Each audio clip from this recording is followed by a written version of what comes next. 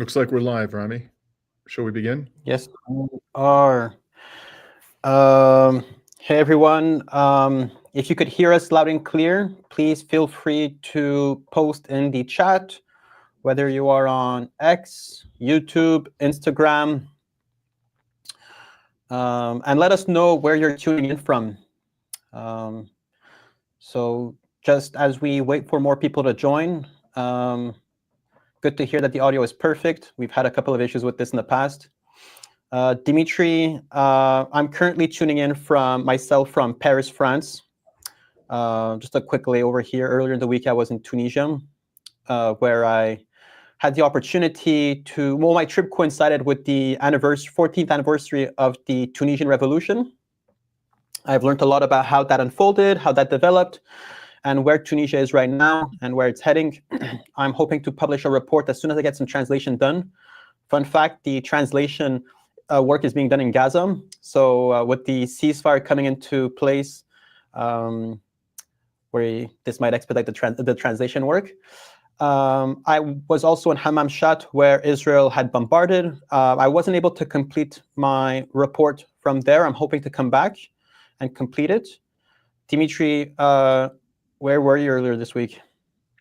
I was in Cuba, in the town of Trinidad, which is also a World UNESCO Heritage Site. Hello, everybody. And I see that, yes, we have confirmation our sound is good. It's a pleasure to be with you all today. We look forward to having a robust conversation about the momentous events of this week. I returned to Montreal, where I currently am, a few days ago from Cuba. We did a couple of reports from Cuba, and I'll be departing tomorrow for Greece, and we'll be there for some time, although not necessarily in Greece, but certainly in the Eastern Mediterranean. And I hope to spend a good bit of time in West Asia over the winter, where we'll be doing a lot of reporting. Just have to straighten out the travel requirements at this stage. So, of course, today we are going to focus on this extraordinarily important ceasefire that was finalized in the last 48 hours. It received final approval from the Netanyahu regime. Hamas was the first to say publicly and unequivocally that it had agreed to the terms of the ceasefire. And it was supposed to come into effect at 8:30 a.m. Palestine time today. There was a delay of several hours. Apparently, there were some issues. It's not clear why there was a delay, but there were some issues around the delivery of the hostages, or what the Israelis refer to as hostages. 3 of them are to be released today. And ultimately, however, the ceasefire did go into effect. The last report I saw about the status of those 3 Israelis who were to be turned over to Israel is that they had been made available to the Red Cross, and the Red Cross was traveling in Gaza to take custody of those individuals and deliver them to Israeli authorities. So in any event, the ceasefire has come into effect. And I just want to point out, before we ask Rami to give us an overview of the terms of the ceasefire, that Israel bombarded Gaza mercilessly, as was expected, in the final hours leading up to the ceasefire. According to Al Jazeera, at least 21 Palestinian children were killed by these Israeli strikes within the last couple of days after the ceasefire was announced. So, Rami, why don't you take us through the overall terms of the ceasefire, and then we'll get into the nitty-gritty of what's going on. Yeah, so, well, before we dive too deep into what the ceasefire is and our opinions on it, I just want to say that it looks awfully similar to what Hamas initially agreed to just a few months into the genocide. So it seems like this, this could have ended much sooner. But we'll talk about what maybe stopped it from being signed earlier during the genocide. So the ceasefire, as we know, is divided into 3 phases. We're currently in the first phase of the ceasefire agreement, and the first phase is supposed to last 6 weeks and possibly more if the terms for the phase 2 are not finalized. So within the first phase, Hamas will release 33 Israeli hostages, prioritizing women, children, and individuals over 50, as well as individuals that are ill. In exchange, Israel will release approximately 1,800 Palestinian prisoners in exchange. And there should be a gradual increase in aid entering Gaza from the Rafah crossing, and there would be a gradual withdrawal of Israeli troops from Gaza, right? So we note that currently Israel is at the they're at the Philadelphia corridor, and there's a buffer zone around Gaza, which they're still in, and there's a large presence of Israeli soldiers in the northern part of Gaza. So as part of the first phase, there should be a gradual decrease of military presence of the Zionist soldiers. And then within the second phase, there would be a full hostage release and a permanent ceasefire negotiation that should be initiated. So as part of the second phase, Hamas will release the remaining Israeli male hostages, including civilians and soldiers. And there's not an agreed amount of Palestinians that will be released in exchange for the Israeli prisoners of war in the second phase. But this is still being negotiated while the first phase is being executed. And then there should be a complete withdrawal of Israeli forces, of the occupation forces, within the second phase. And then the third phase of the ceasefire is going to be focused around the topic of rebuilding Gaza and the exchange of the deceased hostages, right? So their corpses. And there will be discussions surrounding the future governance of Gaza. And what Hamas emphasized on would be discussions around a permanent solution to the plight of the Palestinian people. So there's not much things set in stone for the third phase or even the second phase. But what's good to know is that while the first phase of the ceasefire is happening, we're in negotiations for the second and third phase. And the mediators are emphasizing that even if time runs out as the agreed upon 6 weeks for the first phase, that doesn't inherently mean that Israel has the right to, or Hamas, the Palestinians, have the right to break the ceasefire. It just means that more time should be allocated. So this is in essence what the Palestinians have agreed to. And these were the terms that they've agreed to much, much earlier during the genocide. So yeah, Dimitri, do you want to carry on over that? Yeah, just a few additional points about the terms. Rami, you mentioned the increase in aid. As I understand it, the aid is to increase to a level of 600 trucks per day, which is significantly higher than the average of 500 trucks per day that Gaza received prior to the start of the genocide. Also, Israel is to withdraw from the Egypt-Gaza border, which we referred to and Rami referred to as the Philadelphia corridor, by the end of the first phase. This is a major, major concession. That Israel's control of the border, which is a violation, by the way, of its peace treaty with Egypt, has enabled it to impede the flow of wounded Palestinians out of the Gaza Strip to receive medical treatment, to stop the flow of humanitarian aid into Gaza. And Israel's explanation for this, seizing control, is that they wanted to stop weapons from coming into Gaza. We're going to have more to say about that later on in this live stream. So we'll start by addressing the question of whether this constitutes a defeat for Israel.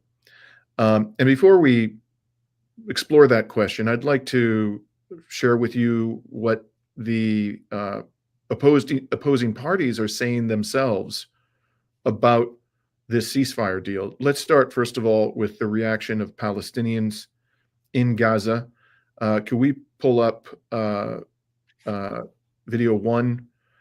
This is a video which Rami is about to show you of celebrations in Gaza after the ceasefire was announced, but before it took effect today. So this would have been, I think, 2 nights ago. you'll see some reaction in the streets of Gaza. Yes.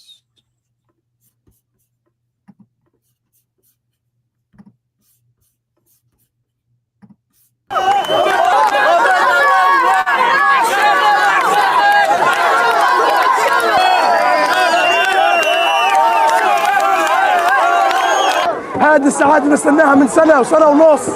احنا بنعيش اللحظات هذه قاعدين ما حدش بيحس بالشعور اللي احنا عايشين فيه. طب ايش شعورك لحظة اعلان وقفت لك؟ شعور لا يوصف، شعور لا يوصف. بدي اروح على غزة، بدي اروح على الشجاعية حبلاكة. شجاعية شجاعية شجاعية شجاعية.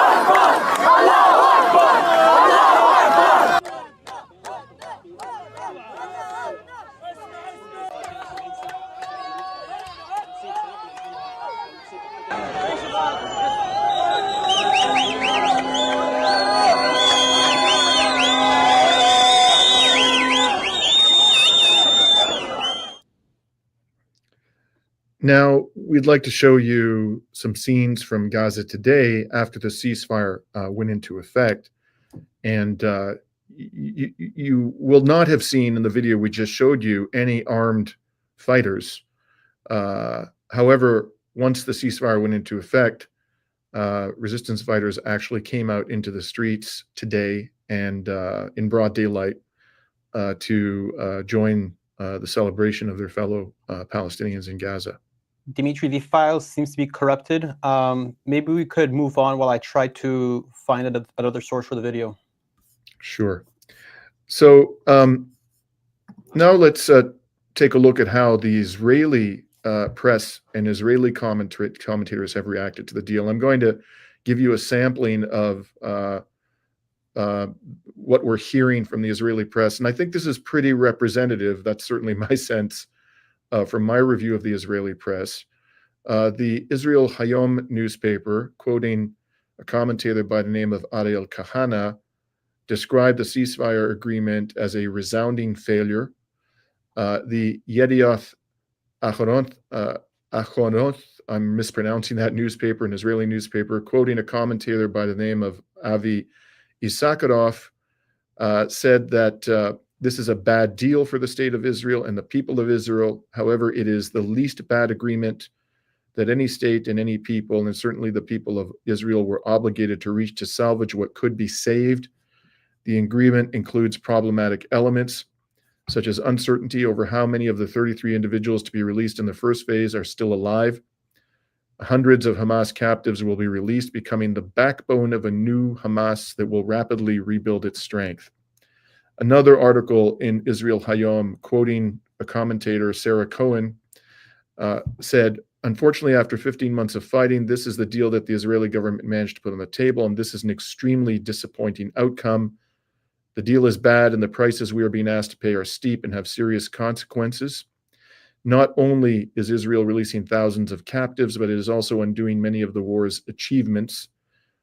Israel has agreed to withdraw from the Netzarim axis, which had divided the north from the south of Gaza, and agreed to return about 1 million Palestinians from Gaza to northern Gaza, agreed to an uninterrupted flow of aid trucks into the sector. Even the Philadelphia corridor will remain a fragile passage.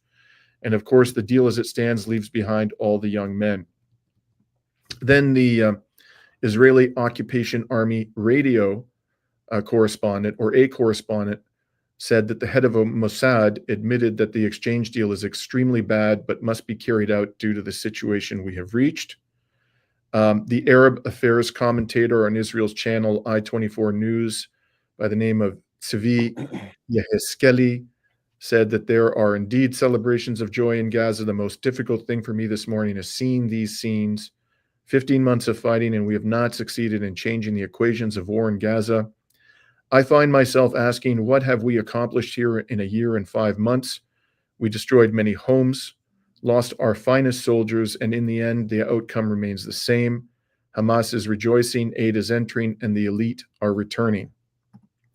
Now, so that's a pretty, I think, representative sample of the Israeli media reaction and commentariat reaction to the ceasefire, contrasted to the celebrations in the street of Gaza. Now, similar sentiments were expressed in the last couple of days by retired U.S. Army Colonel Lawrence Wilkerson, who served as the chief of staff to U.S. Secretary of State Colin Powell under the Bush administration. Rami, could we play video 3 so people can we can share with our audience Colonel Wilkerson's commentary? Netanyahu's goals achieved, bring home all the hostages, completely degrade Gaza? No, no, and no. Nothing at all. In fact, the way he stated them in the beginning, which was hyperbole par excellence, but anyway, we have to take him at his word. The way he stated them, he hasn't even come close. So certainly, Colonel Wilkerson's assessment is consistent with the views being expressed within the Israeli media by Israelis themselves. So the question, of course, arises, and I just want to say, I don't know how anybody could characterize this as a victory for Israel, given that it has not achieved any of its objectives, the most important of which was, according to the Israeli government and Netanyahu himself, consistently stated to be the destruction of Hamas. Clearly, no such thing has transpired.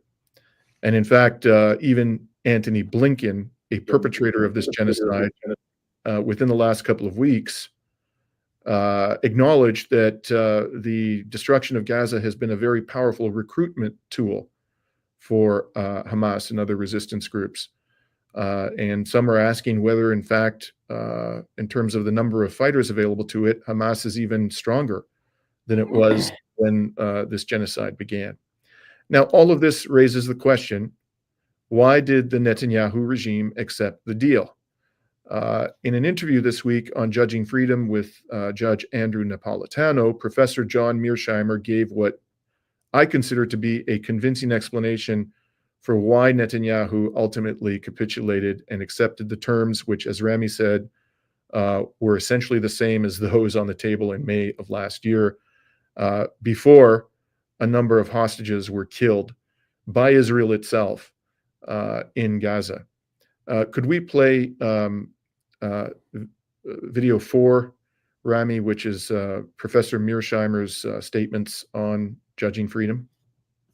Again, I don't know if he thought this through or not, but revealed last night in an offhanded comment to a reporter or a group of reporters that he had offered this very proposal 7 or 8 months ago, and that we know from other sources that whoever is the author of this proposal, it has been rejected by Prime Minister Netanyahu a half dozen times. Why would Netanyahu suddenly accept that which he profoundly, poignantly, publicly rejected? Well, I think there are two factors at play here. One, I think there's no question that Donald Trump put enormous pressure on Netanyahu.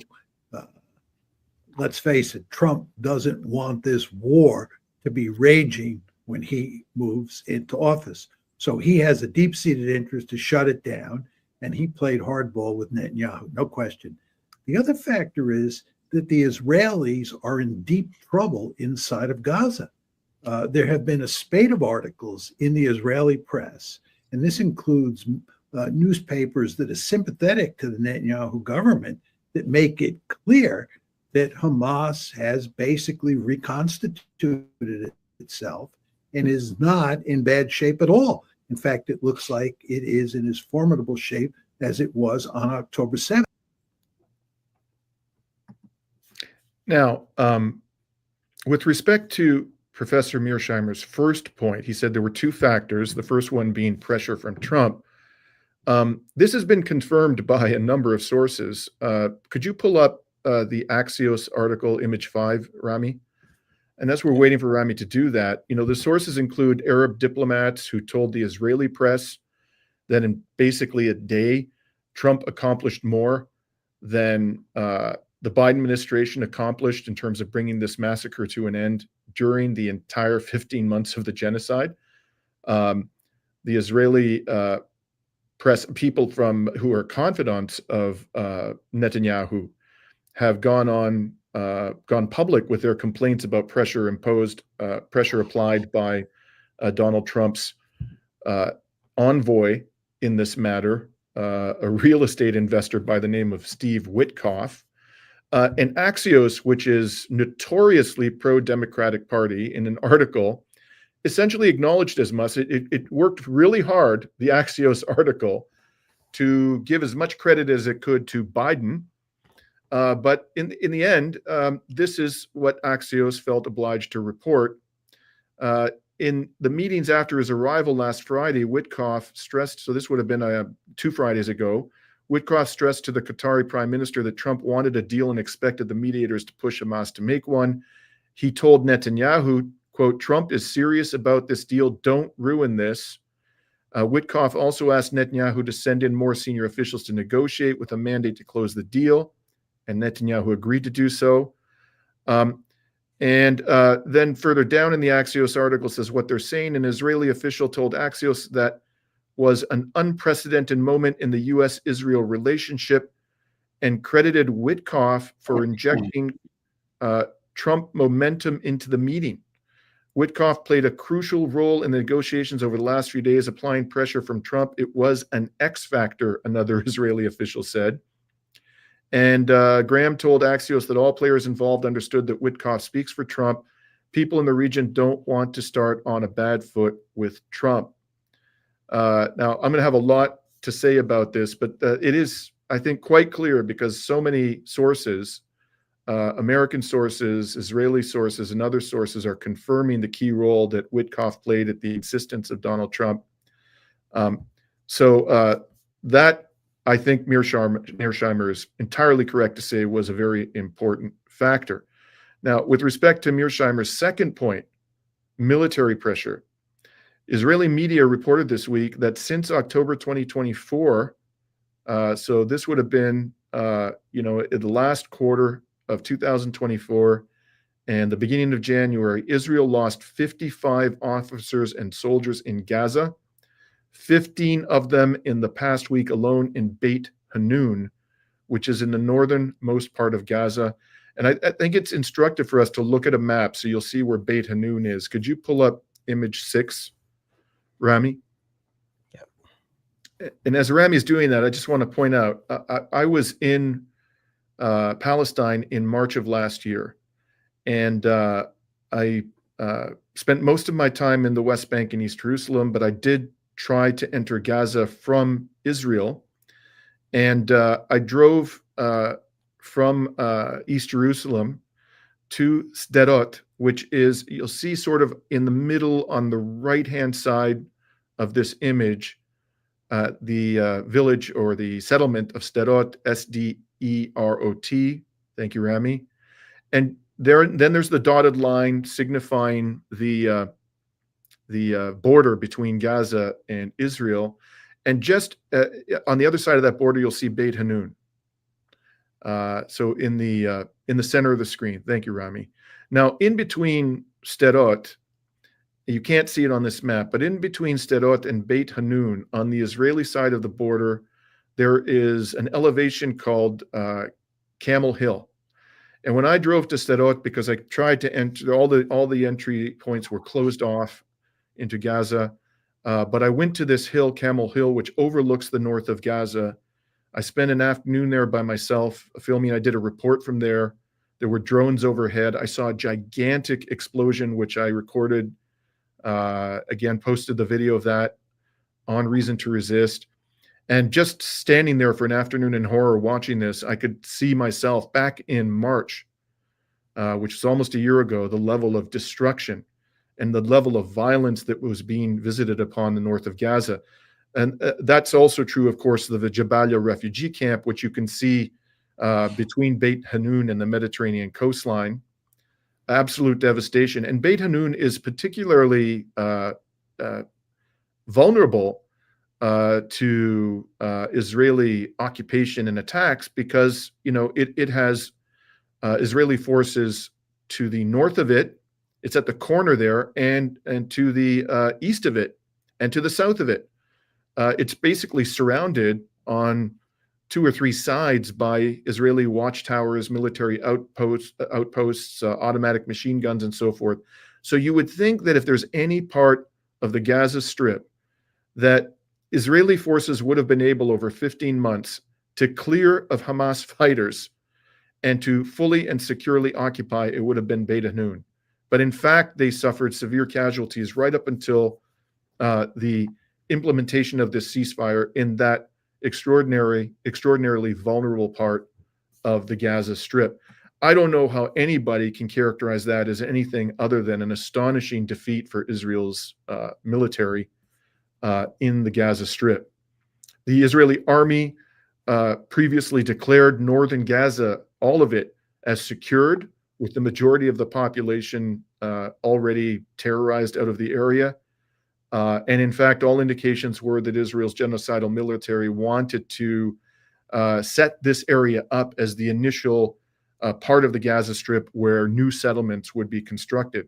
But if the Israeli military is not secure there, then of course there's no way that Israeli civilians who are brought in to illegally settle the area would be secure there.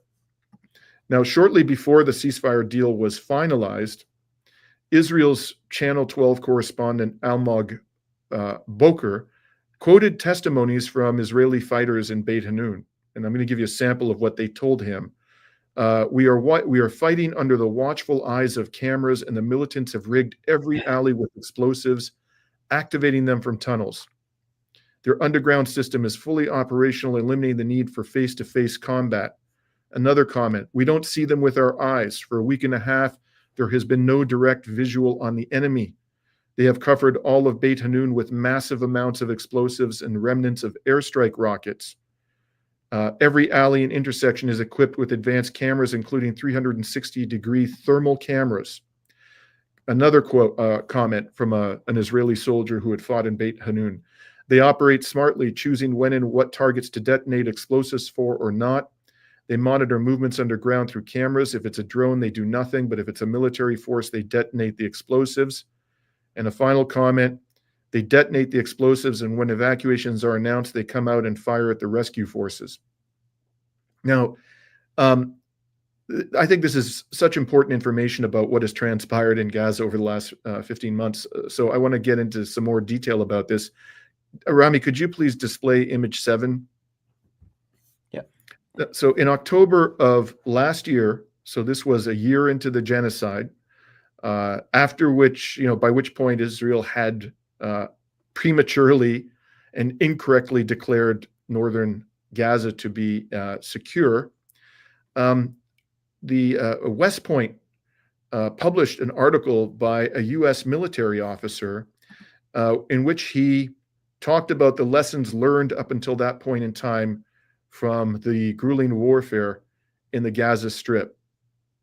And I just want to read to you some of the quite eye-popping commentary from that West Point article. In the second paragraph, under the heading Sustainment While Besieged, the U.S. military officer wrote, Hamas's ammunition acquisition can be broken down into 2 main components. First, it remanufactures unexploded Israeli bombs, missiles, and artillery shells into its own armor-piercing, shoulder-fired rockets, indirect fire missiles, and roadside improvised explosive devices. Hamas engineers have established substantial underground factories for this purpose, allowing them to turn Israeli munitions failures into a strategic advantage. As Ghazi Hamad, a member of Hamas's political bureau, explained, quote, we succeeded in making manufacturing factories underground because we knew that one day all the channels would be closed, close quote. This proactive approach, and I'm quoting again the U.S. military officer who wrote this article, this proactive approach has ensured a continuous supply of munitions despite the blockade. One Israeli intelligence officer estimated that as much as 10 to 15% of Israeli munitions launched at Gaza failed to detonate upon impact. This foresight allowed Hamas to create a reliable supply chain for munitions. Some of these allegedly include the Korean War-era M117 bomb, which at 750 pounds contains enough explosives to use on a substantial number of Hamas rockets and missiles. That's just one unexploded bomb, with some estimates suggesting that Israel has dropped over 70,000 tons of explosives as of April of last year. So the number now would have to be vastly in excess of 100,000. The officer continues, even a dud rate far below the lowest estimate still gives Hamas, if all unexploded ordnance is secured and used, millions of pounds of explosives to remanufacture. As one Hamas commander emphasized, quote, our strategy aimed to repurpose these dud munitions, turning this crisis into an opportunity, close quote. This resourcefulness is why some analysts suggest Hamas is not concerned about running out of explosives and munitions. The group has likely acquired a lifetime supply. Again, this is a U.S. military officer writing on the website of West Point. So presumably this is about as good an analysis as you're going to get from the U.S. military of the reality in Gaza. Now let's just stop and contemplate this. Quite apart from the depravity, the immorality, the illegality of what Israel has done, just from a practical perspective, the sheer stupidity of it boggles the mind. Not only has Israel given, hundreds of thousands of military-age men in Gaza, because that's how many there are, hundreds of thousands of military-age men, a powerful incentive to join the military wing of Hamas and take up arms against Israel. They've also provided to the resistance the munitions they require for a lifetime to continue to impose severe casualties on Israel's overstretched and strained military. In the process, Israel has rendered itself an international leper and has subjected itself to legal action at the International Court of Justice. Its prime minister and its defense minister have been indicted by the ICC. This, in every imaginable way, is a strategic disaster of colossal proportions, whatever may happen from here on in. And we'll come back to that in a moment. So a few other points I want to make about the military situation. So I've just talked up until now about Gaza. And by the way, as Professor Mearsheimer has argued, and many other military experts from the U.S. have pointed out, Israel's military is constructed for short wars, not long attritional warfare. So not only has it been, stretched to its limits by the grueling warfare in Gaza, but in addition, there has been a brutal war waged on its northern border with Hezbollah, and Hezbollah continues to exist, continues to be able to fight. Within the last 24 hours leading up to the Lebanon ceasefire, Hezbollah conducted more military operations against Israel in that 24-hour period by far than it had conducted on any day prior to that during the genocide. So it clearly had a considerable amount of firepower left, despite the serious blows that Hezbollah sustained. In addition, now you have Israeli forces entering into parts of Syria beyond the occupied and illegally annexed Golan Heights that Israel conquered back in 1967. This is a very volatile situation in Syria. It could explode in Israel's face at any time. In fact, in the past week, Israel is reported for the first time to have struck a convoy of HTS fighters, even though HTS has not taken up any military resistance to Israel's incursions into Syria thus far.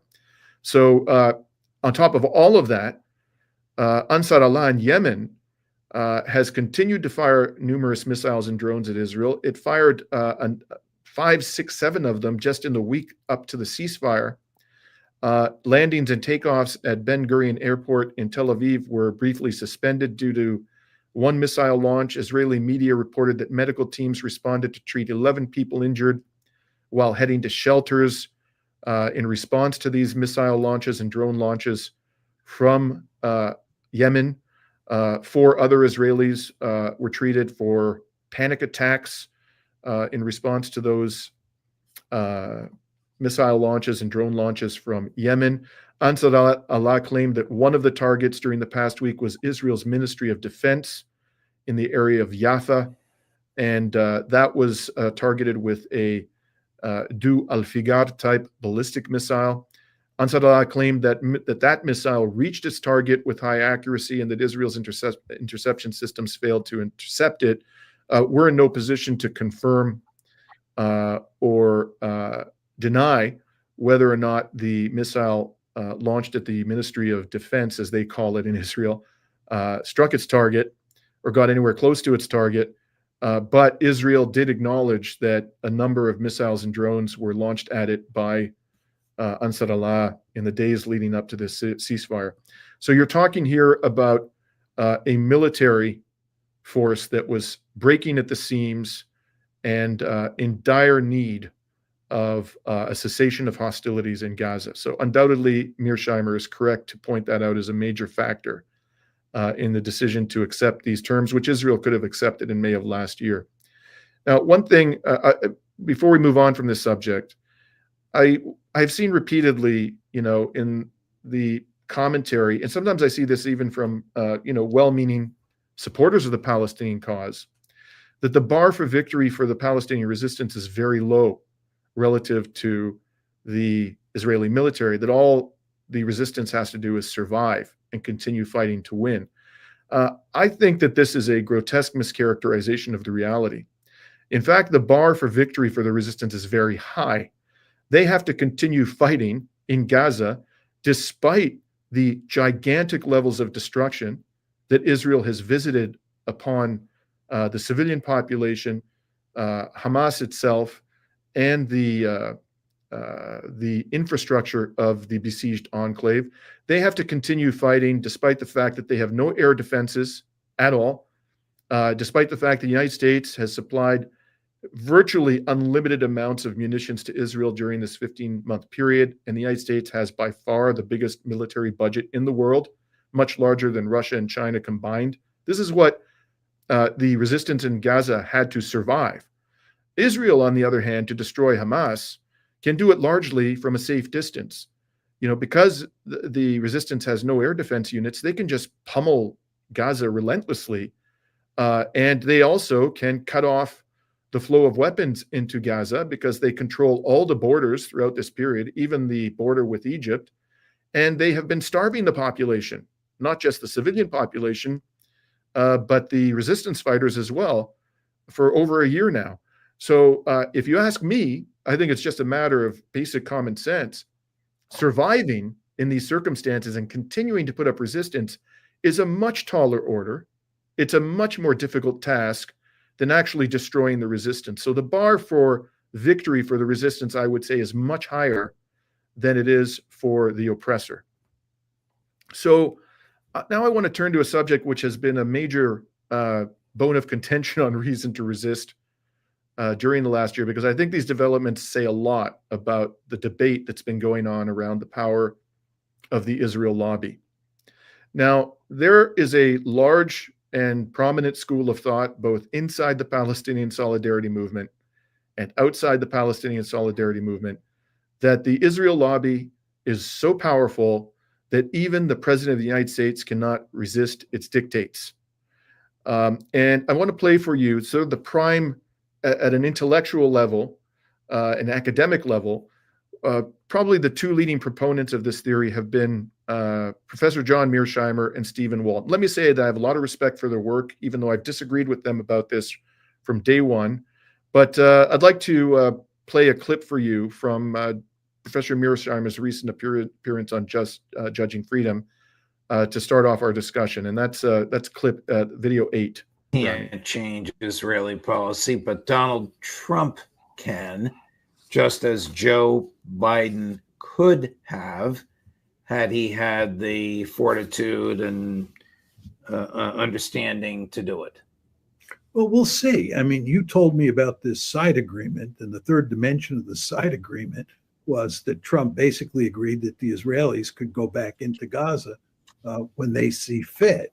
That basically tells me that Trump caved into the lobby. We'll see whether Donald Trump can really stand up to the lobby, or to put it in slightly different terms, whether he can stand up to Israel. It appears for sure that he did it this time. But whether this is possible down the road and how this particular instance plays out with regard to the ceasefire, we'll see. You never want to underestimate just how incredibly powerful the lobby is. Okay, so I want to unpack that for you. So this is the same interview in which Mearsheimer, as we showed you at the outset, said that there were two factors leading to the Netanyahu regime agreeing to the ceasefire deal. The same one that it could have agreed to in May when there were more Israeli hostages alive. And one of those was the pressure applied by Trump. So what later in the interview, what Judge Napolitano is doing basically is taking that admission from Professor Mearsheimer and challenging his theory that the US president is beholden to the Israel lobby. And I think Professor Mearsheimer understands that this is a problem for his theory. The fact that he himself is acknowledging, and as many others have pointed out, that Trump's pressure was a major factor in bringing an end to the genocide, at least temporarily, doesn't jibe with the claim that the US president can't resist the power of the lobby. So in this clip, what Mearsheimer is doing is saying, okay, I see, you know, I'm paraphrasing what he's saying. I see that's a problem for my theory, but you've told me, and we didn't show you this because it would just take up too much time. In between these two clips, Napolitano asked Mearsheimer about rumors that there was a side deal, which might allow Israel to go back in and resume the carnage. So he's saying, Mearsheimer, in the second part, well, we'll have to see. Maybe Trump did stand up to the lobby. Maybe it'll turn out that he didn't stand up to the lobby. And I agree. We'll have to see about that. But certainly at this particular moment, that theory doesn't look too strong, that the United States president can't resist the power of the lobby. Now, I want to show you a clip from Lawrence Wilkerson addressing the same issue on the same program, but in a different episode that took place within the last week. This would be video 9, Rami. And you'll see what Lawrence Wilkerson has to say about the all-powerful Israel lobby.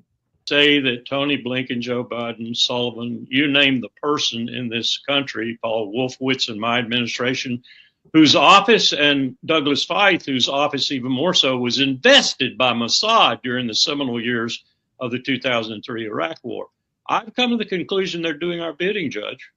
They're doing our bidding. They're doing Tony Blinken's bidding. They're doing Jake Sullivan's bidding. They're doing Joe Biden's bidding. They did Bill Clinton's bidding. They did George W. Bush's bidding. Israel is our poodle, our attack dog. This business of us not being able to control them is a facade. They are doing what we want them to do. On the floor of the Senate, Lindsey Graham slipped up and said the truth when he said, quote, if they weren't doing it, we'd have to be there doing it. Man, I could not agree more. This, as I have said over and over again, folks, is an Anglo-American genocide. Israel is the attack dog of the Anglo-American Empire in West Asia. Israel was created for the very purpose of being the attack dog of the Anglo-American Empire in West Asia. You know, it bears repeating.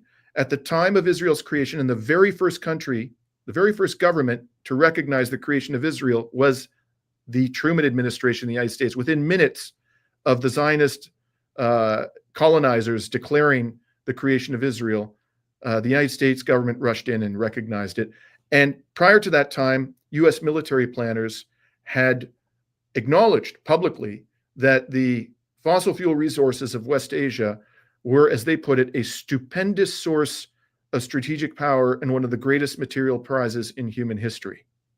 So what did the Americans do? Under the pretext that they were creating a sanctuary for the Jewish people who had just experienced a horrific series of massacres, which came to be known as the Holocaust, at the hands of Europeans, principally Germans.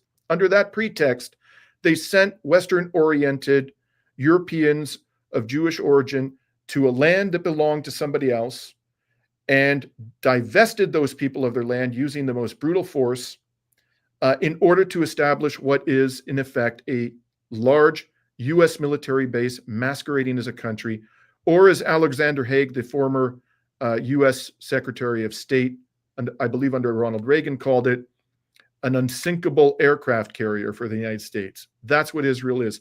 The whole idea that you would create a sanctuary for the Jewish people by sending them to a place where another people practicing other religions, Christianity and Islam, had been living for hundreds of years, and that you could divest them of their land using brutal force, and they're surrounded, these colonizers, by hundreds of millions of people of Arabic origin and of the Muslim faith, that this would become a sanctuary is bullocks, absolute bullocks. And the proof that it was bullocks was October 7th. The Israelis themselves said that October 7th, 2023 was the worst carnage that the Jewish people had experienced since the Holocaust. This was well over 75 years after the creation of Israel. You call that a sanctuary? That ain't no sanctuary, and it was never intended to be a sanctuary. It was intended to be a means by which Britain and the United States projected their brutal power into West Asia. They love to tell you that Israel is an independent state, that they can't control Israel, that there are powerful forces within the United States applying pressure on the U.S. government to reluctantly go along. You know, they say Israel lives in a tough neighborhood with really bad hombres. And because of what happened to the Jewish people during the Holocaust, sometimes they got to do some dirty stuff. We don't like it. We don't support it. But at the end of the day, we have to support, we have to protect this sanctuary for the Jewish people. That's what they've been telling you. They try to create separation, the Anglo-American emperors, from their attack dog, so that they don't have to take the heat for it. They can wash their hands of it, say that's Israel's doing, not ours. But in fact, it is the doing of the United States government, the British government. It always has been, my friends. That is exactly the point that Colonel Wilkerson, and I want to point out, I have a lot of respect for Professor John Mearsheimer and Stephen Walt and others who have, academics and so forth, who have adopted this view about the all-powerful Zionist lobby. But the fact of the matter is that Lawrence Wilkerson actually was at the highest levels of the State Department. You know, he was the chief of staff, as I said, to U.S. Secretary of State Colin Powell, in addition to being an academic. And so he had, if I had to put money on either one of these two theories, I would put my money on the person who was actually an insider under the Bush administration and saw how the U.S. government actually worked and what its priorities actually were in this part of the world. And this is very important. This is not a purely academic question. We cannot solve a problem without understanding the cause of the problem. And if we buy into the narrative that Israel and the United States and Britain have been propagating over all these years, that this is a sanctuary for the Jewish people, an independent state, it has to do what it has to do, and all we got to do is reluctantly back them up, no matter how brutal their methods are. If we buy into that narrative, we are not going to solve the problem of the oppression of the Palestinian people. We have to know what is causing their oppression, and the ultimate cause of their oppression are Washington and London. So with that, I would like to finally address the question which I think is of most concern to all of us at this stage, and that is whether or not this ceasefire will lead to a lasting and just peace for the Palestinian people and or the people of Israel. Now, in that regard, I'd like to talk just very briefly about the ceasefire in Lebanon. Rami, could you pull up image 10? Yeah, 1 second.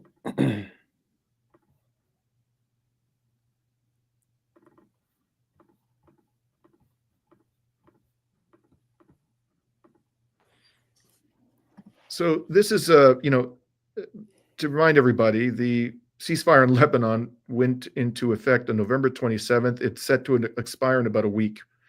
And this is a January 4th report from Associated Press about what's going on there.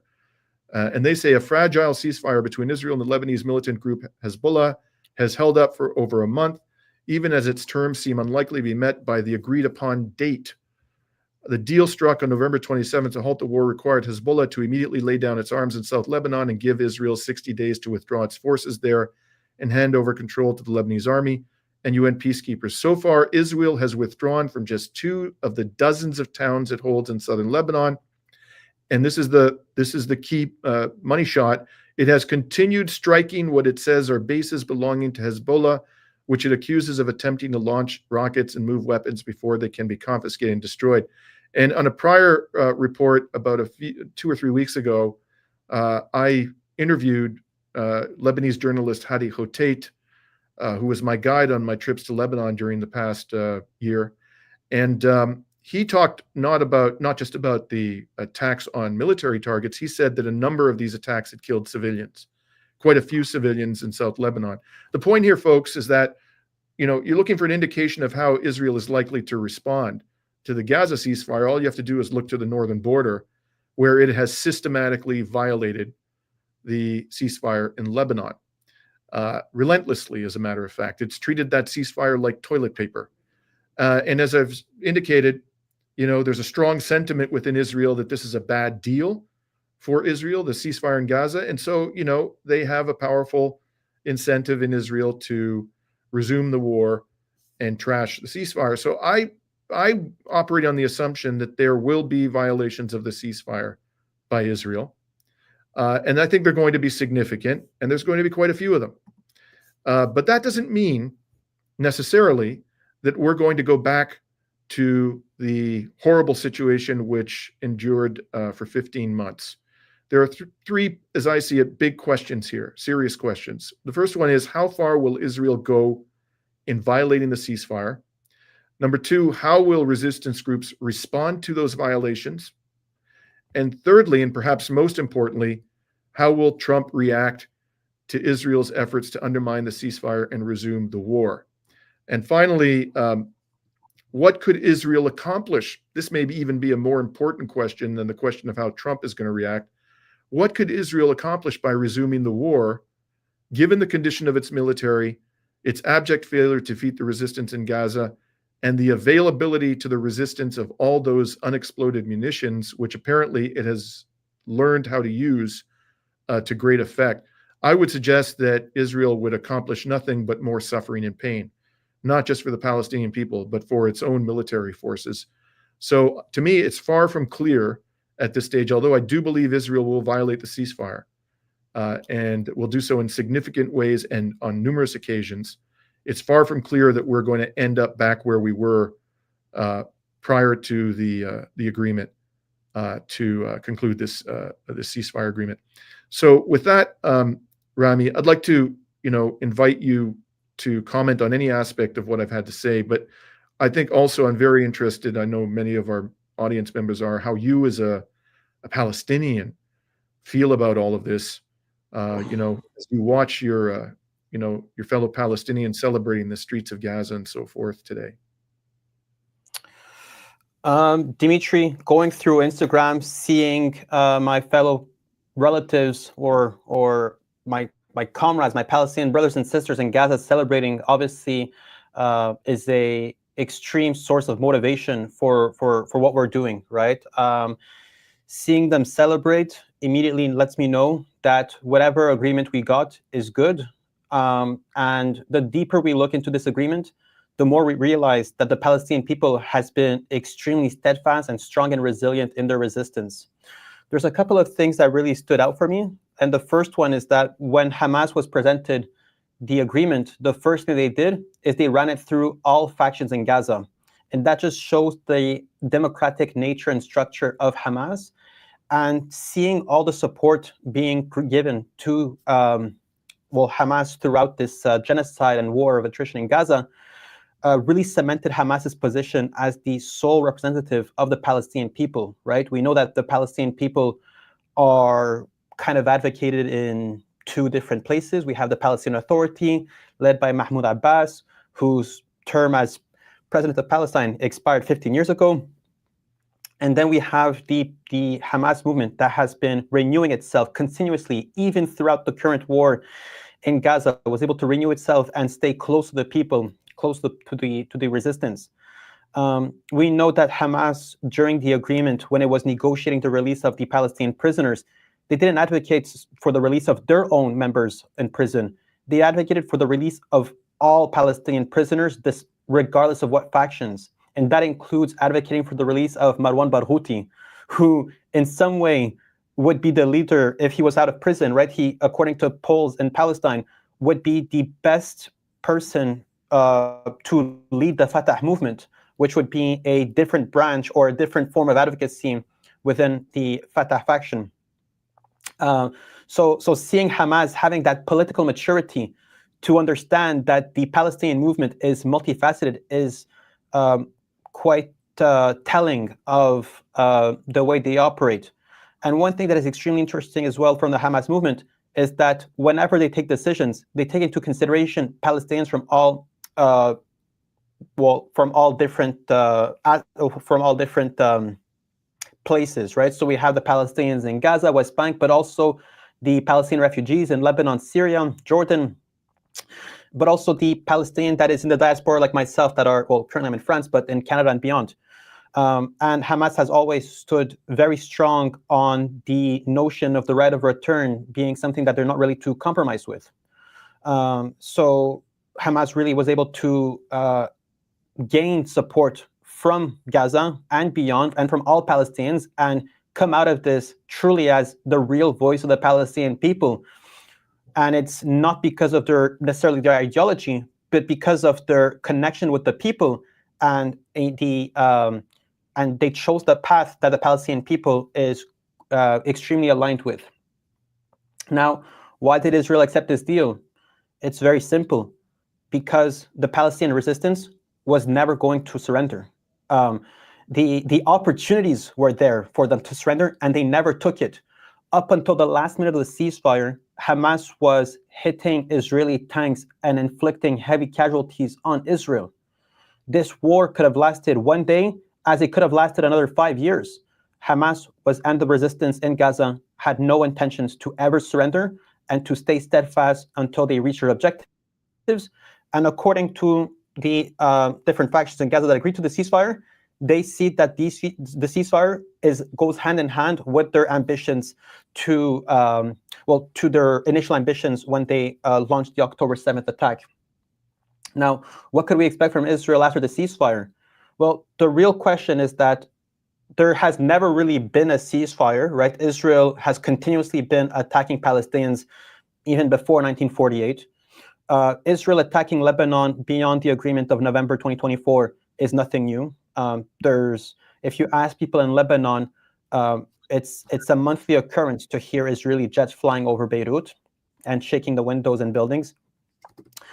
So this is not a deal with it is a deal with the devil because it's a deal with Israel, but in reality, this is a different form of where the combat is heading for the people in Gaza, and it's naive to think that they're not aware that Israel will keep attacking. They most likely will in different ways. Maybe it will be a more calm or a different form of combat that will occur. But I mean, there's also the nature of Yemen, right? So what we could maybe see in the future would be maybe a cessation of hostilities between Israel and Gaza, and maybe they'll spend more attention on the situation in Yemen. Yemen came in extremely strong for Palestine. They shut down the Red Sea. Israel knows that this is a vulnerability that they may be miscalculated. They tried to scramble around a fleet of Navy warships into the Red Sea to stop the Yemen attacks on Israel. That didn't stop. So this is maybe something that we might see in the near future, where Israel will maybe focus its effort in Yemen. Israel cannot afford to not be at war. It needs to keep reminding its own population that it's under threat to stop any form of concession to Palestine. So, I mean, we've been hearing from people in the West Bank that Israel has been going extremely strong over there. Now, there has been talks about what will happen in the third phase of the ceasefire in Gaza. This is where Israel and Palestine are discussing what will the future governance of Gaza will be. The U.S. officials have been saying that for Trump are saying that there's no place for Hamas to govern in Gaza. Now, what I think people underestimate is that the Hamas movement is less of a political party and more of an ethos within the Palestinian movement. Hamas filled up a void that the Palestinian Authority created. whether they're successfully able to, if Hamas ever agrees to, which I doubt it, to stop governing in Gaza, it will create another vacuum or another void, which a different form of Hamas will be created and take over the governance of Gaza. The Palestinian resistance is not really it's not coming from abroad. It's not being prescribed to the Palestinian people. It's coming in from people that have been living through the genocide that started from October 7th and even before this, right? The fact that Hamas was able to refill its rank in the middle of a genocide just shows that Hamas really is it's a spirituality. It's a myth. Not a myth that doesn't exist, but an idea that goes beyond just a constitution or whatever Israel tries to analyze it as it is. On October 7th, the Palestinian people broke the myth of Israel being a force that cannot be broken. And by doing so, a new myth was created. And it's the legacy of Yahya Sinwar, of Hassan Nasrallah, of Muhammad Deif. We know now that the Palestinian people, the people of Gaza, cannot be destroyed. And if they cannot be destroyed, then Israel will have to explain to its own population, their own settlers, why haven't they been able to destroy the people of Gaza? So this is going to be quite interesting to see. And coming back to the discussion of governance in Gaza, well, there's been discussions that maybe the Palestinian Authority will take over Gaza. And if it does so, then in that case, the Palestinian Authority will have to, all of these different discussions related to why hasn't there been elections in Gaza and in Palestine since the last 15 years will have to be addressed. And if they do so, and if there is a joint governance between Gaza and the West Bank and Jerusalem, then there should be elections. And we know now that Hamas is the strongest movement in Palestine. So in some way, if ever there is Palestinian Authority governance in Gaza, it could be detrimental and a complete failure for Fatah or for Mahmoud Abbas more specifically. So I'm quite curious to know what's going to happen there. Netanyahu, he has been under investigation for corruption charges. I'm quite curious to know what's going to happen with those charges. I'm not talking about backdoor deals between the United States and Israel, but more about was there deals within Israeli society themselves between maybe Lapid and Netanyahu to maybe minimize these accusations against Netanyahu, maybe some form of agreement to make sure that that he wouldn't serve a prison sentence. We know in 2006, Ehud Olmert, right after his failure in the Lebanon war, he ended up heading to prison for corruption charges. We know that this is something that Netanyahu is not very enthusiastic about. So I'm curious to know if what's going to happen with Netanyahu. We know that right after October 7th happened, the Israeli opposition was talking about running a commission to understand what happened October 7th and emphasize the need for elections. So we could possibly anticipate elections to happen in 1948 Palestine and so-called Israel. The ceasefire agreement that Israel signed is understood as being a massive failure and a massive loss for Israel and for a large portion of Netanyahu's voter base. So, there's probably nothing good that's going to come out for Netanyahu if there's ever elections coming up. Now, few more thoughts, which are not really related to the ceasefire itself, but more related to the genocide charges that Netanyahu has been that were brought onto Netanyahu.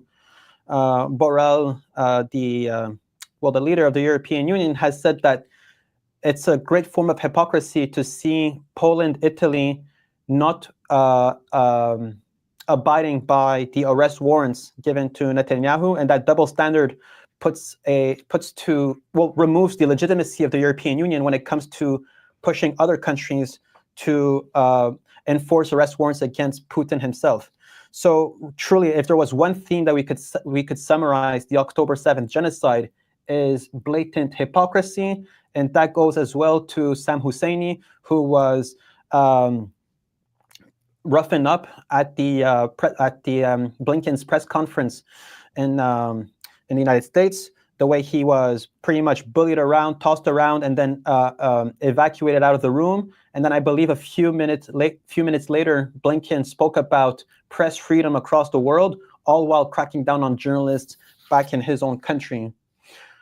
When Hamas launched the October 7th attack, or should I say retaliation, to the decades of Palestinian oppression, Hamas promised this to be the war of liberation for the Palestinian people. I'm seeing what's happening in Gaza today. I'm seeing the motivation and inspiration that the Palestinian people are waking up to with the ceasefire. And we know that the Israeli myth has been completely shattered. This is one part of the final war for liberation of Palestine from the river to the sea. And we know that Israel has always been a pariah state. At least it was before for people that were aware of what was happening in Palestine. But I believe that this goes in hand with what I was saying related to Israel, well, to the hypocrisy behind the genocide in Palestine. Like when you talk to just regular people in North America and Canada and France and United States, people are aware now that Israel is a genocidal state that has little to no legitimacy. So from that sense, this is a huge victory for the Palestinian people. Israel is, I mean, it's quite evident and accepted to say what Palestinians has always said: Israel has no legitimacy and does not exist. Now, one thing that I want to emphasize is that throughout the entire genocide, the Palestinian resistance was always in complete control of what was happening in Gaza. Now, that doesn't mean that, I mean, of course, Hamas had little of control over the destruction that Israel inflicted, but October 7th was launched by the Palestinian resistance, and the ceasefire was agreed to according to the demands of the Palestinian resistance themselves. In no way they've ever compromised on whatever their ambitions and purpose of their initiative. And that just shows that the steadfastness of the Palestinian people cannot be destroyed and brings victory to our people. Now, coming back, I mean, just this whole war, the Palestinian people, the people of Gaza, which according to Amnesty International reports, of course, it's not the authority figure when it comes to human rights across the world, because, I mean, anyways, I'm not going to get into this, but they were saying that Israel will be unlivable by the year 2020. We're in the year 2025 now. You said Israel. I think you meant Gaza. Oh, Gaza. Gaza, of course. And with the genocide and complete destruction of what Israel has caused in Gaza, needless to say that now people are dying simply of starvation and cold. The Palestinian people, despite this, a small strip of barely 2 million people, has taken on a fight against the entire axis of evil, the entire alliance of NATO. The people of Gaza fought Germany, France, the UK, Canada, the United States, Israel, and came out of this victorious, came out of this from a ceasefire agreement that is now releasing 250 Palestinian prisoners that were given life-term sentences. Now, we know that Yahia Sinwar was freed from Israeli dungeons from a similar ceasefire agreement that was from a prisoner exchange. The ranks of the Palestinian resistance is going to be filled with more people that are now being released from these prisons. So this is, I think, Dimitri, we need to emphasize the level of victory that this is for the Palestinian people. This is, you've mentioned, Dimitri, that the bar is low. The bar is much higher than what people think. But I think it's even higher than what we've described. This is a complete victory for the Palestinian people. And I just wanted to end my little rant here with a post by Ali Abunima that he shared here related to if we can expect some sort of breaking of the ceasefire, and what could happen if the ceasefire was broken. So if we scroll here, Ali Abunima says, a lot of people are saying that as soon as Israel gets its people back, it will restart the war. Anything is possible, but I believe the odds are against this. Israel's army is demoralized and broken. It threw everything at Gaza and Lebanon except nukes and failed totally. It has no magic formula for success. The resistance has its own weapons and infrastructure intact, and I do not believe significantly weakened. Its economy is a catastrophe, and the brain drain is accelerating. The international political dynamics will not favor Israel to restart the war. Iran has held off the True Promise 3 for now, but likely won't if the war restarts. So I mean, the way I see this is that this is not in Israel's interest to restart the war. I think it's in their best interest to try as much as they can to move on and act like nothing happened. Of course, they will not be able to do so. But I just want to finish my little intervention here by saying that now is the time more than ever for people of good consciousness to come to the defense of the people of Gaza. I remember watching the initial days of the Ukraine war when Boris Johnson and other silly people like him came to Kiev to kind of act as human shields for Zelensky. If we really want the ceasefire to end, I believe that as soon as Rafah crossing opens, it is an obligation for all international journalists, including you and I, Dimitri, celebrities, people that Israel supposedly values, to storm into Gaza and to come to the physical defense of the people of Gaza. We also need to come document the level of destruction. What we're seeing in Gaza is what the people of Gaza are showing us with what they can in the harshest conditions. Let's send over people from publications, people with large followings, to come document what happened in Gaza over the last 15, 16 months or so. So on this note, I would like to open the floor to some Q&A. Before we do that, Rami, I just wanted to add a couple of comments. I certainly agree, absolutely, and we'll be doing our best to gain access to Gaza in the weeks ahead. I think it'll be very interesting to see how these Israelis who were held all these months unnecessarily, what they have to say to the Israeli media, the Israeli public about this experience, their views of how Israel handled the war. I think that's going to be a very significant factor in how this all unfolds within Israel itself. And I totally agree, Rami, that we don't know anywhere close to the full horror of it. And I think this is something that the Israeli leadership greatly fears, that once international investigators and international media gain freer access to Gaza, then we're going to find out just how monstrous this rampage, this genocidal rampage has been. The last thing before the Q&A, I want to say a few words about Hamas, because I don't want there to be any misunderstanding about this. And to sort of appreciate my perspective on Hamas, I draw an important distinction, and I need to explain this to people, between ends and means. The goal, as I understand it, of Hamas, particularly since it revised its charter about 6 or 7 years ago, is to achieve a Palestinian state, a viable Palestinian state, and freedom from oppression for the Palestinian people. This is a totally legitimate goal. And it is one that all rights, it is a right that all people have, the right to self-determination, the right to freedom from oppression. And I believe that that is the ultimate objective of not just Hamas, but the other resistance groups in Palestine. There are many others. The conversation is always about Hamas, but both inside Gaza and outside Gaza and Palestine, the West Bank, there are numerous other resistance groups who have been acting throughout this horror in a quite unified manner. So the goal being the liberation of the Palestinian people, is laudable, understandable, one that we ought to support. But sometimes the tactics that these groups use are not lawful or ethical or laudable, something that ought to be supported, not by any stretch of the imagination, and particularly when it involves the targeting of innocent civilians.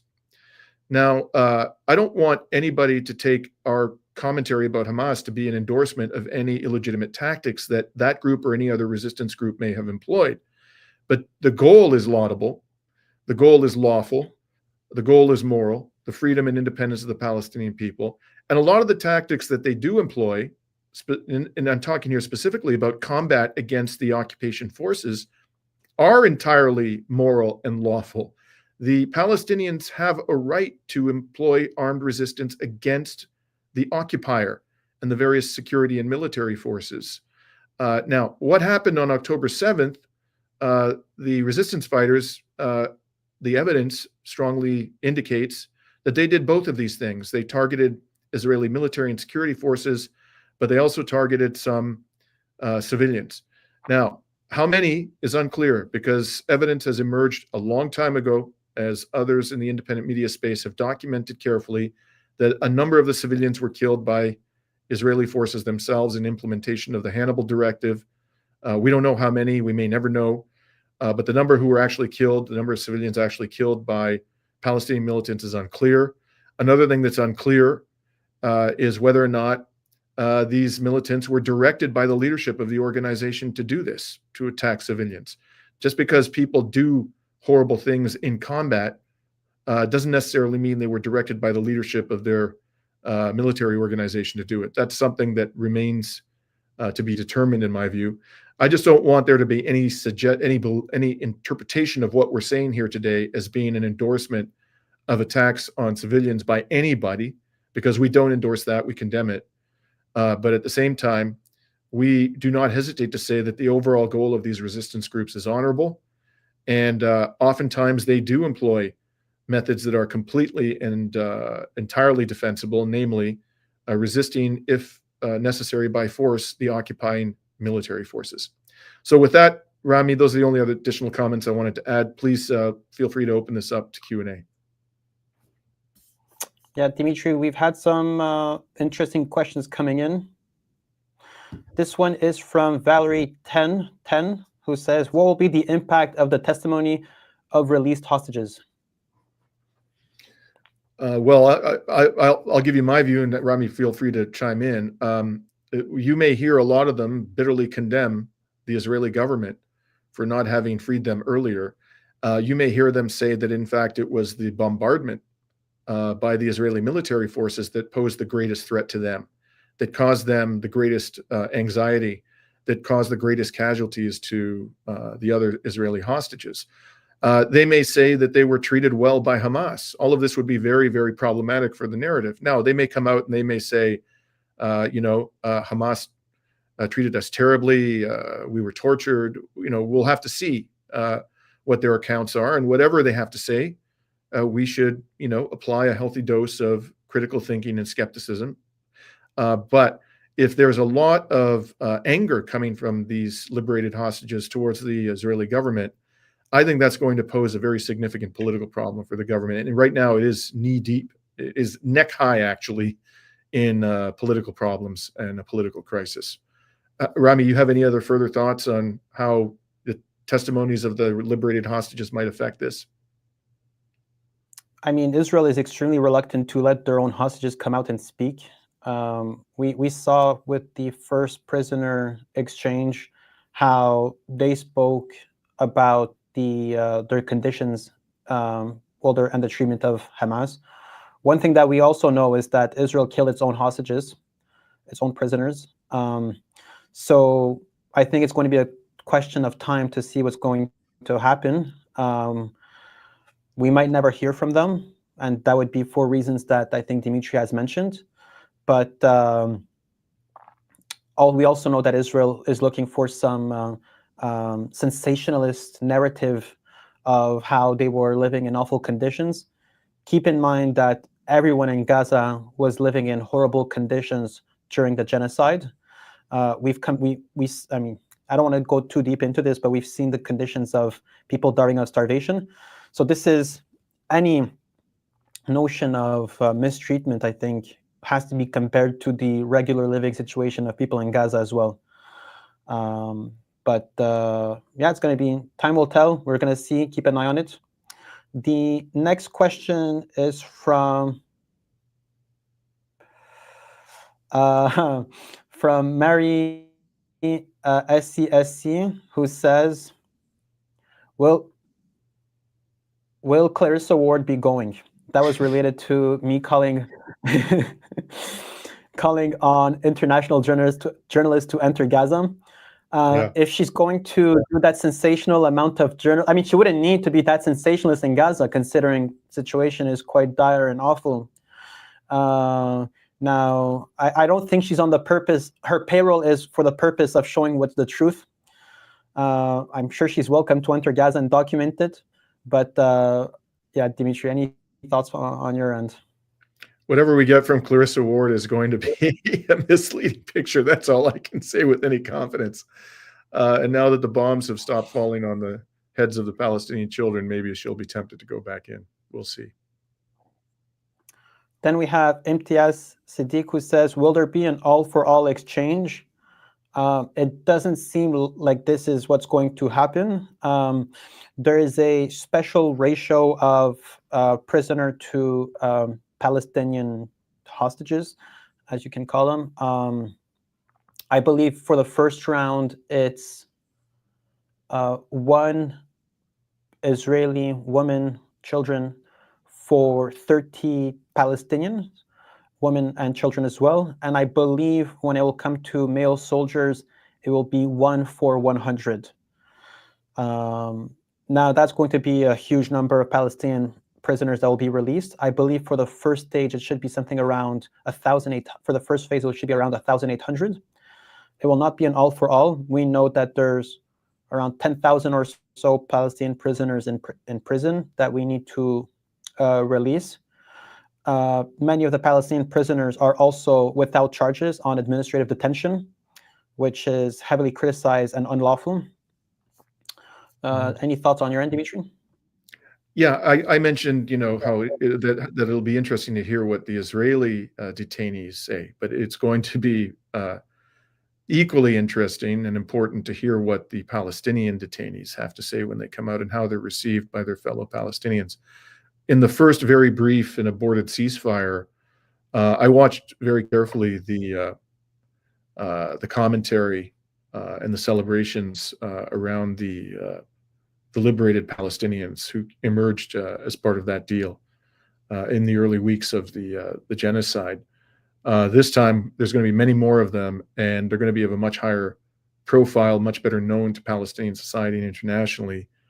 I understand that in this round, Khalida Jarrar is supposed to be liberated, who's a famous figure from the Palestinian resistance. What they have to say about how they were treated, how their fellow Palestinians are being treated, what this means for the Palestinian people, I think is going to be quite impactful.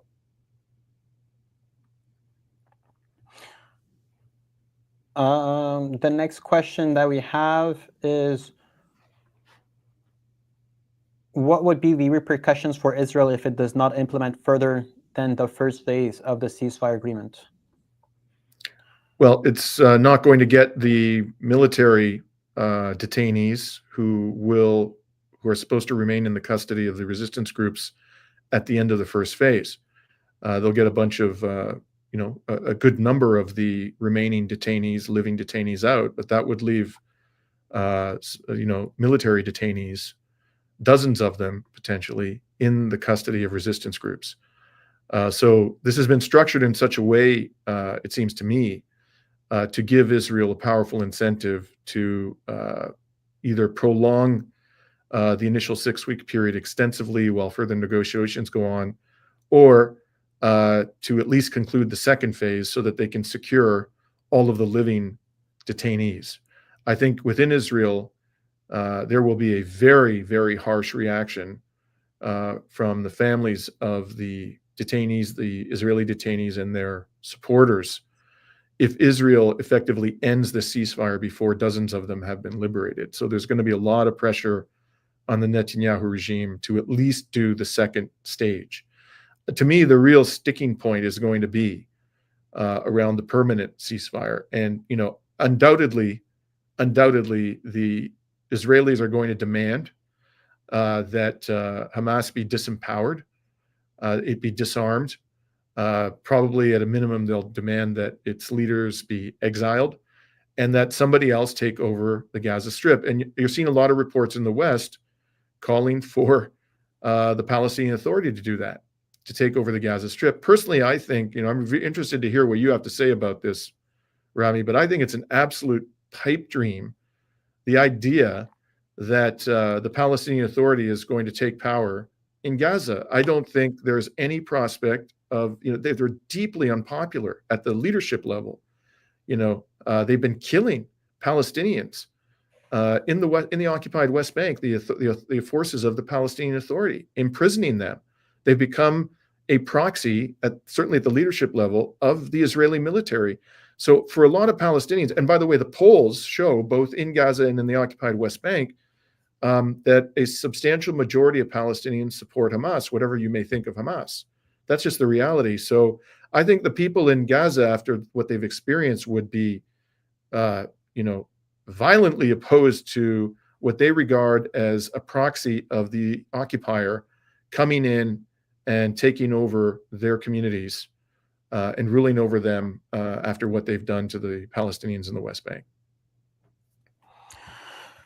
Yes, I mean, look, the Palestinian Authority barely has any control or access to Jenin. In the West Bank, Mahmoud Abbas can't even get out of Ramallah to a certain extent. So they could try to come to Gaza. Now in Gaza, there are other factions that are unfortunately a bit popular. I've been hearing that Dahlan is a bit more popular in Gaza than Abbas. Dahlan is obviously many times worse than Abbas. Now he's the head of the security forces, is he not, Rami? Dahlan? Yes, he's currently exiled from Gaza and chilling in the UAE. But then again, there are a group of people in Gaza that are quite supportive of Dahlan. But I don't see Dahlan being able to take control over Gaza. The reality is that the resistance in Gaza has been empowered. So even if Hamas is able to compromise and exit out of Gaza, the resistance is going to stay there in a different form. Look, Gaza is probably the most liberated piece of Palestinian land. And that is because they're able to take decisions without the pressure of outside forces, whether it is Saudi Arabia, UAE, Israel themselves. And when Palestinians are free and they don't have a kind of boot on their neck, they choose to be aligned with the resistance. In the West Bank, it's a bit more different because the Palestinian Authority was able to get some level of control on the daily lives of Palestinians, whether it is through their finances being completely controlled by Israel. So I believe if any outside group wants to take control of Gaza, it will not be able to get any form of legitimacy. Now, in terms of what are the repercussions for Israel if they don't follow the first phase of the ceasefire, well, Dimitri, as you've mentioned, the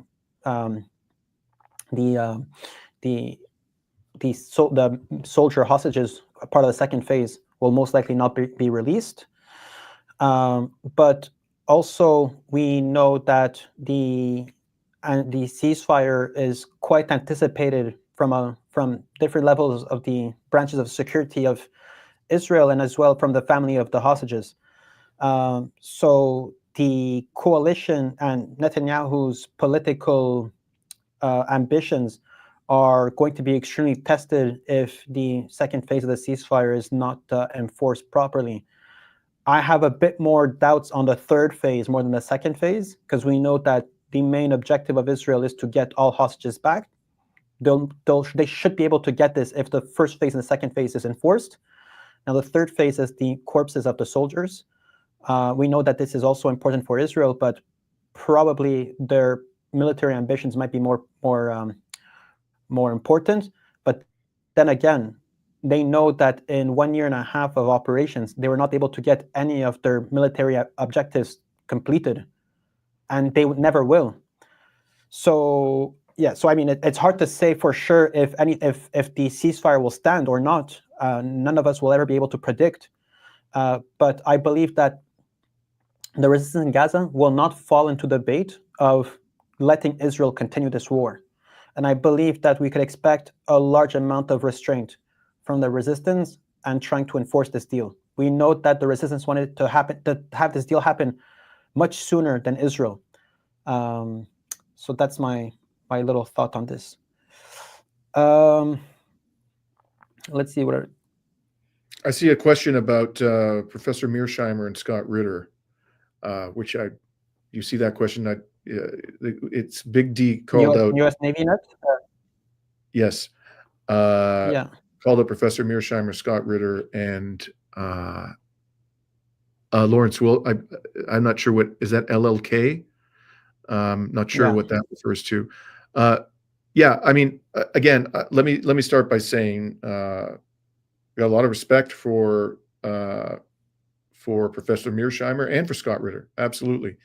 My disagreement with Professor Mearsheimer is principally around this idea that the U.S. political elite is powerless to overrule the Israeli government because of the influence of the Israeli lobby. I think the Israeli lobby is influential. It is powerful, but its primary function is narrative manipulation. That's mostly what it does, and it does also act as a kind of gatekeeper, so that when people in the United States try to enter politics, so I'm thinking here, for example, of members of the so-called progressive wing of the Democratic Party, known as the Squad.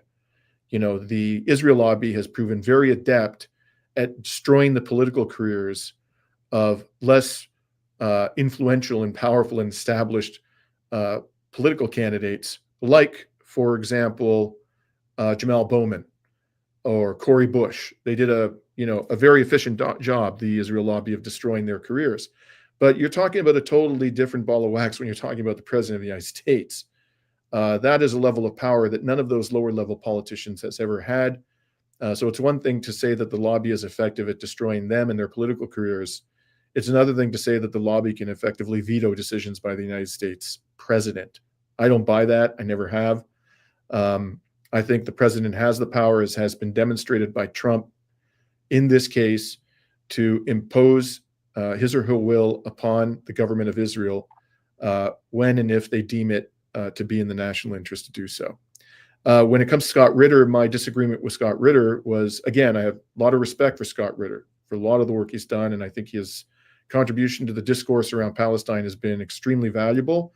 But he had some very negative commentary about the fact that some elements of Palestinian society supported the downfall of Bashar al-Assad and adopted a quite pessimistic view about the future of the Palestinian liberation movement, with which I disagree. But otherwise, I think he makes many wonderful contributions to the discourse, Scott Ritter. So I hope that we can have, certainly from my perspective, those of us who support the Palestinian cause should be able to have respectful disagreements when we don't see eye to eye. We shouldn't all be singing from the same song sheet just to avoid any impression of discord. So there's this question here from the Lemming who says, do you think the ceasefire could cause a civil war? Probably not, but I wouldn't rule out anything at this stage. Israel is a deeply, deeply divided colony. It is now heavily, heavily armed. The people in the hundreds of thousands of settlers in the West Bank are particularly dangerous and fanatical. The Israeli military is in disarray. It's unclear who is up to the task of replacing Netanyahu. And yes, he will have to be replaced soon, whether it's in the next few months or the next few years. I wouldn't rule out anything at this stage. I think Israel is hurtling towards collapse, frankly. Will that take the form of armed conflict amongst Israelis themselves?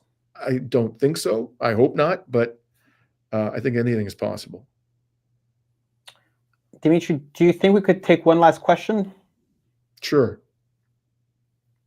Okay. So this is this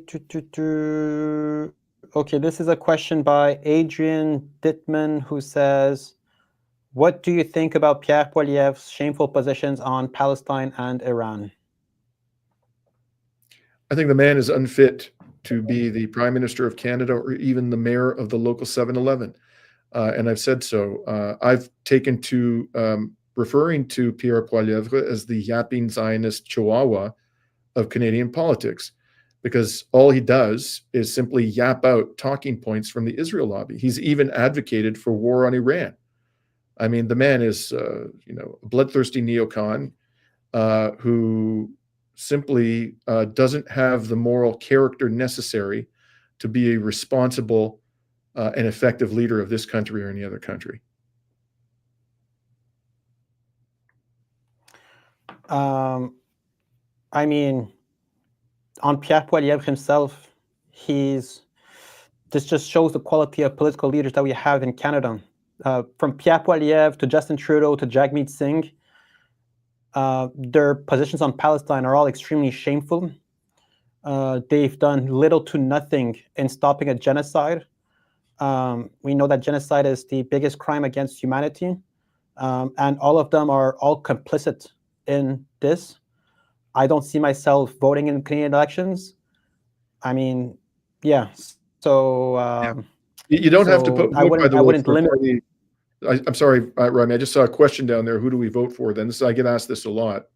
Sorry to interrupt you, but you don't have to vote for one of the parties in Parliament. There are other options out there, and you can always protest. You can protest by spoiling your ballot, or not voting at all, and telling people publicly why you made that decision. One thing is for sure, But voting also, for Dimitri, one of the members of the duopoly, the Liberals or the Conservatives, is not going to change anything. Also, voting is not the only form of political involvement that we can have. Organizing, being part of friendship groups, and just community groups. I think the best way to ever be involved, the most democratic way of getting involved is in supporting your community. And that means when there's a war, being there against the war, helping your local soup kitchen and beyond. So we're not necessarily, limited to just voting. And especially in the way Canadian parliamentary elections are being held, the first past the post. The way we're divided into counties. I know that in my own writing, my vote is useless. Whether I vote or not, the Bloc Québécois is going to win. So yeah, there's different ways of getting involved.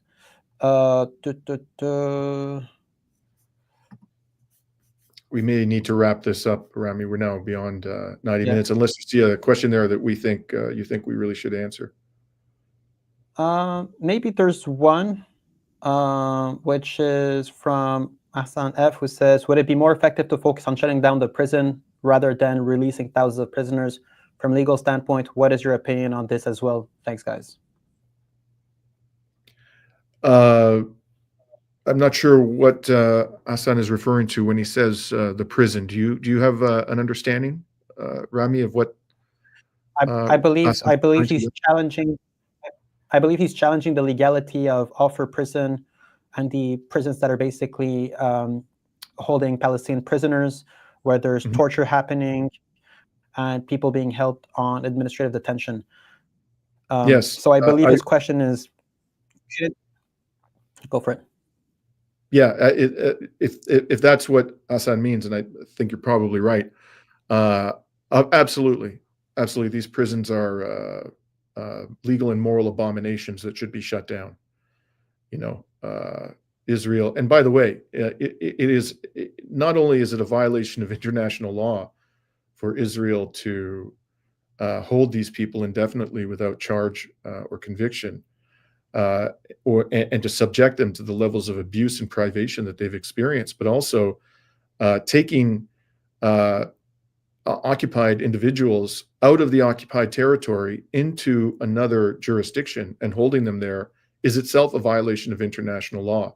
So in every conceivable respect, these prisons are an affront to the rules governing war and belligerent occupation. And they absolutely should be shut down. That should be the number one objective of, or certainly a priority for the Palestinian movement and for the international legal community. folks, as we wrap out this live stream, please make sure to subscribe to the channel if you haven't subscribed already. We have a Patreon that you can subscribe to as well, a Substack, a Telegram channel, Twitter. Dimitri is pretty much everywhere, so please feel free to stay up to date with the good work that is happening on this channel. Dimitri, I believe you're going to be in Europe this week. Is there anything coming up this week that we should be that you want the listeners to be aware of? Yes, tomorrow I'm going to be interviewing for the first time someone whose advocacy I have grown to admire quite a bit. His name is Alon Mizrahi. He is an Arab Jewish writer and activist who left Israel during the genocide.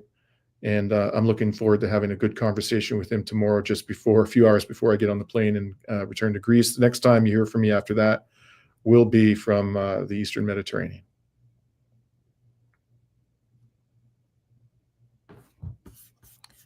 Perfect, folks. So it was a pleasure having this discussion. Hopefully, by the time of our next live stream, there will still be a ceasefire, and we will be closer to a long-term peaceful settlement for the Palestinians. You broke up there, Rami, but peace out, everybody. Thanks for joining us today.